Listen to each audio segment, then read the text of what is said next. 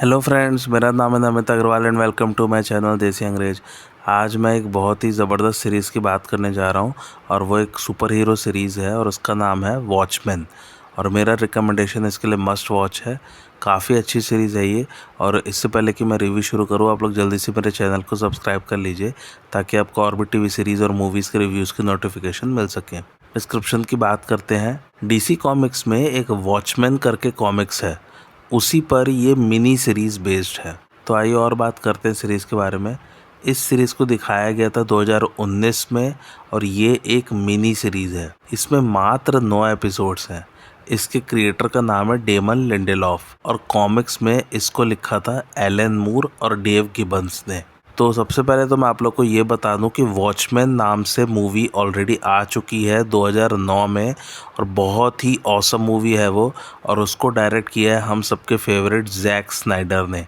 जी हाँ, Jack Snyder आप लोग सभी जानते ही होंगे, जिन्होंने Justice League, Batman versus Superman जैसी मूवीज़ डायरेक्ट की हैं, Scott Pilgrim versus the World, ऐसी ऐसी मूवीज़ इन्होंने डायरेक्ट की हैं। बहुत ही हिट रही हैं ये मूवीज़। तो आप वॉचमैन वाली मूवी के लेवल को भी समझ ही सकते हैं। बहुत ही अच्छी मूवी बनाई थी उन्होंने और मैं रिकमेंड करूँगा कि आप लोग उसे जाके ज़रूर देखिए। तो पहले ना हम लोग वॉचमैन का बेसिक प्रेमिस समझ लेते हैं कि कॉमिक्स में आखिरकार क्या कहानी बताई गई है। तो ये सेट है एक ऑल्टरनेट रियलिटी में और हमारी रियलिटी और ऑल्टरनेट रियलिटी में सिर्फ एक डिफरेंस है कि वॉचमैन वाली रियलिटी में सुपर हीरोज़ एग्जिस्ट करते हैं और इसमें 1980s का समय दिखाया गया है और इस समय सुपर हीरोज़ को आउटलॉ घोषित कर दिया गया है। यानी कि ये लोग अब जो भी काम करेंगे उसे कानून की मंजूरी नहीं है और इन सुपर हीरोज़ को लॉ की तरफ से भी कोई मदद नहीं मिलेगी। दरअसल हमारी रियलिटी और अल्टरनेट रियलिटी में डिफरेंस पैदा हुआ था 1938 में, जब इन सुपर हीरोज़ के एग्जिस्टेंस के कारण पूरा का पूरा भविष्य ही बदल गया था। सुपर हीरोज़ की एग्जिस्टेंस के कारण अमेरिका वियतनाम के खिलाफ युद्ध जीत गया था और रिचर्ड निक्सन प्रेसिडेंट थे अमेरिका के। वैसे मज़े की बात, ये लोग कहलाते तो सुपर हीरोज़ थे बट किसी के पास कोई सुपर पावर नहीं थी एक्सेप्ट डॉक्टर मैनहट्टन, जिनके पास सुपर एबिलिटीज़ थी। और इस रियलिटी में वाटरगेट स्कैंडल हुआ ही नहीं, या यूँ कह लीजिए हुआ था लेकिन उसको दबा दिया गया। एनीवे, डॉक्टर मैनहट्टन के कारण अमेरिका के पास एक स्ट्रेटेजिक एडवांटेज था रशिया के ऊपर और इसकी वजह से कोल्ड वार और भी इंटेंस हो गया था। 1977 तक सुपर हीरोज़ भी जनता के बीच में काफ़ी अनपॉपुलर हो गए थे, जिसके कारण उन लोगों को आउटलॉ घोषित कर दिया गया था। इसलिए काफ़ी सारे सुपर हीरोज़ 1980 तक आते आते रिटायर हो गए थे, लेकिन डॉक्टर मैनहट्टन गवर्नमेंट के लिए काम कर रहा था। खैर, अब थोड़ा सा कहानी पर चलते हैं। तो इसमें एक डिटेक्टिव है जो कि एक कॉस्ट्यूम्ड सुपर हीरो ही है, जिसका नाम है रोरशैक। तो अक्टूबर 1985 में एडवर्ड ब्लेक नाम के बंदे की हत्या कर दी जाती है। फिर उसकी हत्या की इन्वेस्टिगेशन पुलिस करती है, लेकिन उनके हाथ कोई सबूत या गवाह नहीं लगता। तब फिर रोरशैक अपने हाथ में लेता है चीज़ों को और वो खुद इन्वेस्टिगेट करने लग जाता है एडवर्ड ब्लेक के मर्डर को। रोरशैक इन्वेस्टिगेशन के दौरान ये डिड्यूस कर लेता है कि एडवर्ड ब्लेक दरअसल द कॉमेडियन नाम का एक सुपर हीरो हुआ करता था, जो कि बाद में गवर्नमेंट के लिए काम करने लग गया था। तब फिर रोरशैक एक बात और डिड्यूस करता है कि शायद कॉस्ट्यूम्ड सुपर हीरोज़ को टारगेट किया जा रहा है, यानी कि सभी पुराने सुपर हीरोज़ को मारने की कोशिश की जा रही है। और जब रोरशैक को महसूस होता है कि ये सब शायद एक बहुत बड़ी साजिश का हिस्सा है, तब वो अपने 4 पुराने साथियों को कांटेक्ट करता है उन्हें अलर्ट करने के लिए। उनके नाम है डैनियल ड्राइबर्ग, जो कि एक इन्वेंटर है और पहले वो नाइट आउल के नाम का एक सुपर हीरो था। फिर है जॉन ऑस्टरमैन, जिसे हम सब डॉक्टर मैनहट्टन के नाम से जानते हैं। फिर है डॉक्टर मैनहट्टन की लवर लॉरी जुस्पेजिक, जो कि पहले सिल्क स्पेक्टर नाम की एक सुपर हीरो थी। और लास्ट में है एड्रियन वाइट, जो कि ओज़िमैंडियस नाम का सुपर हीरो था और अभी एक बहुत ही सक्सेसफुल बिजनेसमैन है। ड्राइबर्ग, वाइट और मैनहट्टन ब्लेक का फ्यूनरल अटेंड करते हैं। इसके बाद डॉक्टर मैनहट्टन पर इल्ज़ाम लगाया जाता है कि उसके कारण लोगों में कैंसर फैल रहा है। दरअसल डॉक्टर मैनहट्टन का किरदार जब आप देखेंगे तो उससे हमेशा रेडिएशन निकलता रहता है, तो लोगों को लगता है कि उसके कारण कैंसर फैल रहा है लोगों में। इसलिए फिर मैनहट्टन मंगल ग्रह पर जाके बस जाता है। अब अमेरिका तो पूरी तरह से मैनहट्टन पर निर्भर था। उसके चले जाने के बाद रशिया अफ़गानिस्तान पर हमला कर देता है और इधर वाइट पर जानलेवा हमला होता है, जिसके कारण रोरशैक का शक यकीन में बदल जाता है कि कॉस्ट्यूम्ड सुपर हीरोज़ को कोई टारगेट करके उनका मर्डर कर रहा है। लेकिन रोरशैक के खुद के ऊपर मोलॉक नाम के सुपर विलेन की हत्या का इल्ज़ाम लग जाता है। फिर रोरशैक को पुलिस पकड़ लेती है और उसकी असली आइडेंटिटी सामने आ जाती है और उसका नाम है वॉल्टर कोवैच। मैनहट्टन के मंगल ग्रह जाने के बाद उसकी लवर लॉरी जिस्पेक्जिक बहुत नेग्लेक्टेड महसूस करती है और वो ड्राइवर के साथ उसके घर शिफ्ट हो जाती है और दोनों का फिर रोमांस शुरू हो जाता है और वो दोनों डिसाइड करते हैं कि वो लोग फिर से अपने कॉस्ट्यूम्स पहन के सुपर हीरो बनेंगे और एडवर्ड ब्लेक की हत्या की इन्वेस्टिगेशन करेंगे।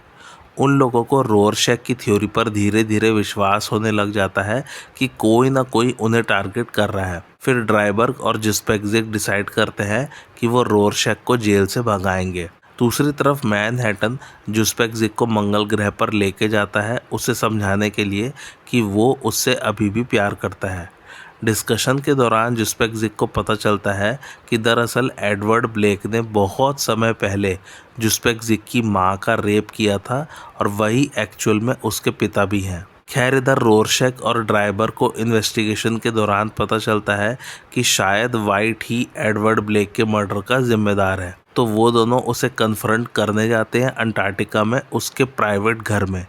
वाइट बोलता है कि एक न्यूक्लियर वार होने वाला है पूरे विश्व में, तो उस चीज़ को टालने के लिए वाइट एक नकली एलियन इन्वेजन करवाएगा और उसमें वो न्यूयॉर्क की आधी जनता को मरवा देगा। इसके चलते ज़बरदस्ती अमेरिका और रशिया को संधि करनी पड़ेगी एक कॉमन एनिमी के खिलाफ।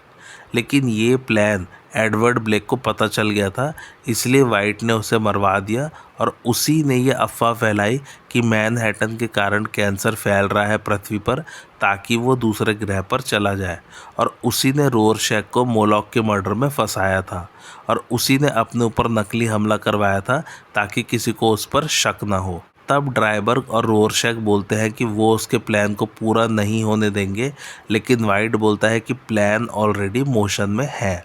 और मज़े की बात, एंड में वही सब होता है जो वाइट ने प्लान किया था, यानी कि वो एक फेक एलियन इन्वेजन करवाता है और न्यूयॉर्क की आधी जनता को मरवा देता है। और बाद में वही होता है कि अमेरिका और रशिया वाकई में आपस में समझौता कर लेते हैं एक कॉमन दुश्मन के खिलाफ। इस तरह से ये था कॉमिक्स का प्लॉट। अब एंडिंग मैंने अभी भी पूरी नहीं बताई है इसकी।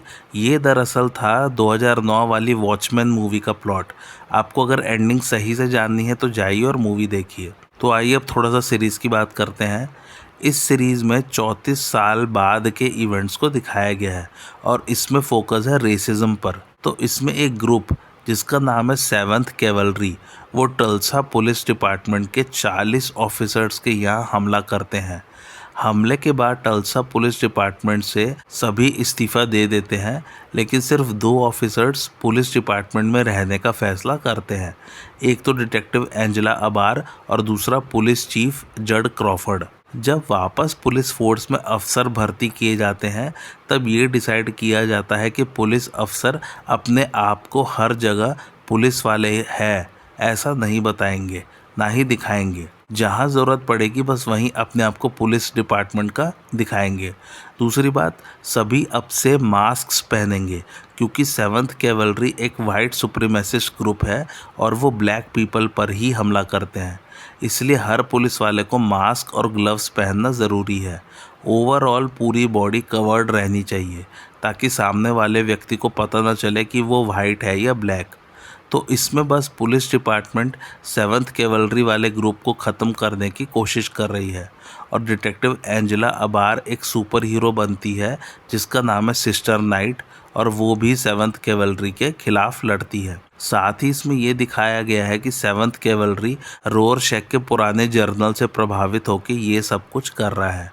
दूसरी तरफ एक प्लॉट और चल रहा है कि डॉक्टर मैनहट्टन को किडनैप करने की साजिश चल रही है। लेकिन डॉक्टर मैनहट्टन की असली आइडेंटिटी किसी को पता नहीं है। तो वो भी एक कहानी चलती रहती है साथ में, यानी कि इसमें डॉक्टर मैनहट्टन के किरदार को भी दिखाया गया है। तो ये तो है बेसिक प्रेमिस। अब थोड़ा सा बेसिक प्लॉट डिस्कस कर लेते हैं। 1921 में टल्सा में ब्लैक वॉल स्ट्रीट मैसेकर होता है, यानी कि बहुत सारे लोगों की खुलेआम हत्या की जाती है और इसमें काफ़ी सारे ब्लैक पीपल को मारा गया था। एक्चुअली में रियल लाइफ में 1921 में ऐसा मैसेकर हुआ था। एनीवे, तो इस मैसेकर में एक बच्चा जो कि ब्लैक है वो अपने पेरेंट्स से अलग हो जाता है। अब आते हैं सीधा 98 साल बाद, यानी कि 98 साल बाद सन 2019 में। इसमें दिखाते हैं कि एक मास्क्ड पुलिस ऑफिसर जिसका नाम चार्ली सटन है, उसे 7th कैवलरी के मेंबर ने गोली मार दी है और वो अभी हॉस्पिटल में है। पुलिस चीफ जड क्रॉफर्ड बोलता है कि इस शूटिंग का हम बदला लेंगे और उस शूटर को ढूंढ के उसे सज़ा देंगे। एंजेला अबार अपना कॉस्ट्यूम पहन के, यानी कि सिस्टर नाइट बन के, एक आदमी जिस पर उसको शक होता है कि उसी ने चार्ली को गोली मारी होगी, उसकी लोकेशन का पता लगा लेती है। फिर एंजेला पूरा पुलिस डिपार्टमेंट लेके और पुलिस चीफ जड क्रॉफर्ड के साथ उस लोकेशन पर जाते हैं और वहाँ पर हमला कर देते हैं और वहाँ पर जितने भी कैवलरी के मेंबर्स होते हैं सभी मारे जाते हैं। इसके बाद हम आते हैं अगले दिन के इवेंट्स पे।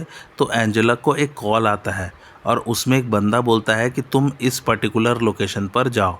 जब एंजेला उस लोकेशन पर पहुंचती है तो देखती है कि वहां पर एक पेड़ है और उस पेड़ पर पुलिस चीफ जड क्रॉफर्ड फांसी से लटका हुआ है, यानी कि वो मर गया है, या यूँ कह लीजिए कि उसका मर्डर किया गया है। और उसी पेड़ के नीचे एक व्हील चेयर पर एक बूढ़ा ब्लैक आदमी बैठा हुआ है। बस इसके बाद ऐसे ही इन्वेस्टिगेशन चलती रहती है कि किसने जड क्रॉफर्ड को मारा और वो बूढ़ा ब्लैक आदमी है कौन। तो कहानी मैंने इस सीरीज़ की ऊपर से बताई है, लेकिन बहुत ही इंटेंस कहानी चलती है इसकी और एक्टिंग इसमें सभी की लाजवाब है और इसने ढेर सारे बड़े बड़े अवार्ड्स भी जीते हैं। राजीना किंग ने इसमें मेन लीड निभाया है, यानी कि एंजेला अबार का कैरेक्टर, और उन्हें अपनी परफॉर्मेंस के लिए ढेर सारे अवार्ड्स मिले हैं। और फिर से कह रहा हूँ कि कहानी बहुत ही ज़बरदस्त है। एनीवे, मेरी तरफ से रिकमेंडेशन मस्ट वॉच है और कुछ कहने के लिए है नहीं मेरे पास, आप बस इसे देखिए। हाँ, एक बात है कि कहानी थोड़ी सी कॉम्प्लेक्स है लेकिन है ऑसम। मज़ेदार फैक्ट सिर्फ एक ही है और वो ये है कि ये पहली सीरीज़ है जो कि कॉमिक्स पर बेस्ड है जिसने एमी अवार्ड जीता है। IMDb रेटिंग की बात करें तो वो है 8.2, जिसे रेट किया लगभग 1,35,000 लोगों ने। मेरा रिकमेंडेशन मैं बता ही चुका हूँ, मस्ट वॉच है, बहुत ही बढ़िया सीरीज़ है ये। और हाँ, आप लोग मूवी ज़रूर देखिएगा, तब आपको ये सीरीज़ देखने में और भी मज़ा आएगा। आप लोगों को आज का रिव्यू कैसा लगा मुझे कमेंट करके ज़रूर बताइए और मेरे चैनल देसी अंग्रेज को लाइक शेयर और सब्सक्राइब ज़रूर कीजिए। Thanks for watching.